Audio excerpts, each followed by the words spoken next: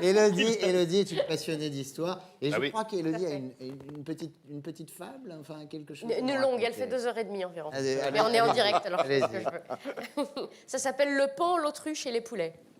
Très bien. Ah. Attention, j'ai mis 4 jours. Hein. Allez-y. C'est en alexandrin. Il y avait une fois, en royaume de France, évoluant aux côtés de ses contemporains, un banquier jouvenceau, oui, mais plein d'élégance, qui de son beau pays se rêvait souverain. Je vois pas de qui vous voulez parler. Son air benjamin, informel, bien élevé, plaisait aux citoyens par la vieillesse lassée. Sa rhétorique désuète et puis tantôt farceuse ravissait fort les nobles et flattait bien la gueuse. Et si jeune notre homme ne l'était qu'à moitié, il faut savoir qu'user, certes, était sa moitié. Car se voulant moderne, ne prenant point maîtresse, il épousa la sienne malgré sa vieillesse. Oh.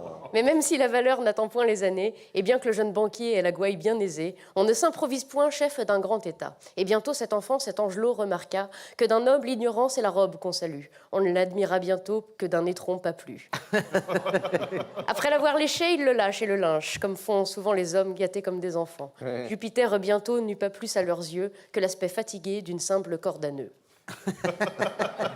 Mais le jeune banquier, sûr de lui, plein de frimes, pour continuer de plaire à ses chers richissimes, pressa la populace tant et tant comme citron qu'elle en prit la couleur, aussi celle des mignons. Oh, joli, joli. Le jeune freliquet, tout à ses réjouissances, ne remarqua pas la moindre différence. Heureux dans son palais, il est loin du tracas, sa mégère dépensant son or à tour de bras. Rien n'est pour elle trop beau, vaisselle, tissu, bibelot, le peuple avait bien faim, elle leur tournait le dos. Ils s'offrirent mieux encore, les rois des animaux. Des daims, ils les appellent, ô seigneurs qu'ils sont beaux. Et pendant que le peuple assemblé dans les rues, vers son précieux palais plein de rage se rue, notre jeune banquier à l'ego invincible, qui de la bourse des pauvres s'était fait une cible, refuse encore d'entendre le grondement sonore, comme celui d'une rivière quand de son lit elle sort. Aucun barrage n'y fait si elle est bien dehors. Et les poussins alors se mettent à crier, empêchant les puissants dans leur couche de ronfler.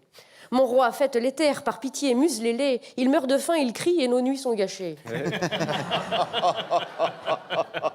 Ô sire, regardez-les, leur piètre éducation ne leur sert même pas à crever sans un son. Mourez chichement, dites, et mettez la sourdine. Leur râle, lorsqu'ils trépassent, c'est une porte qui couine. Ils sont là, ils se tordent, comme ils sont ridicules. Ces illettrés ignobles dans la boue gesticulent. Ah, je m'attendais à une autre ligne. C'est pas grave. Une autre fois. Mes amis, n'ayez crainte, leur répond le rusé. Il leur arrive parfois un peu fort d'aboyer. Mais ce sont mes moutons, mes agneaux, mon troupeau. Ils finiront de même par rentrer bien au chaud. Mais voici maintenant qu'ils retournent les carrosses et détruisent les maisons. Deviendraient-ils féroces? Alors le grand seigneur, dans une allocution, le dos bien droit tendu comme une institution, les deux mains pleines de doigts bien à plat sur la table, leur jeta quelques miettes avec un air aimable, croyant en faisant taire leur petit estomac, calmer aussi la rage dans leur cœur scélérat. « Je ne vous ai pas compris, je ne vous écoutais point », récita-t-il au peuple qui serrait les poings. « À renard endormi, rien ne tombe dans la gueule, retournez au labeur, je vous trouve bien veule. Ah, vous aimez la rose, supportez-en l'épine, mais ne troublez donc point la quiétude citadine.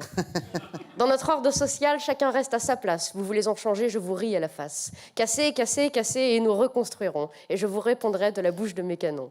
Vous voulez un discours, je peux en écrire 100, je peux même faire en sorte que vous m'aimiez quand je mens. Je vous endormirai à grands coups d'entourloupe, car c'est toute une armée que je garde sous ma coupe. Vous vous fatiguerez et rentrerez au champ, bien avant que je tremble, pauvre petite Jean. Il est vrai que le paon peut oser faire l'autruche, se pavaner gaiement tout en gâtant sa cruche. Mais si un jour, lassé comme le peuple citron, son armée de poulets abandonne le patron, alors le jeune souverain saura bien entendu que même sur un trône en or, on est bien que sur son cul.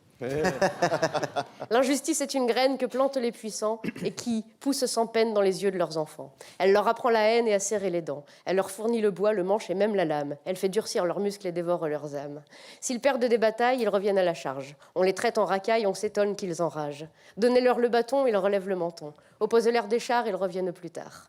Ils se tairont 10 ans, 20 ans, 30 ans peut-être, mais toujours la révolte finit par renaître. Regardez en arrière dans notre propre histoire, car c'est là que se cachent les leçons et l'espoir. Oh là là!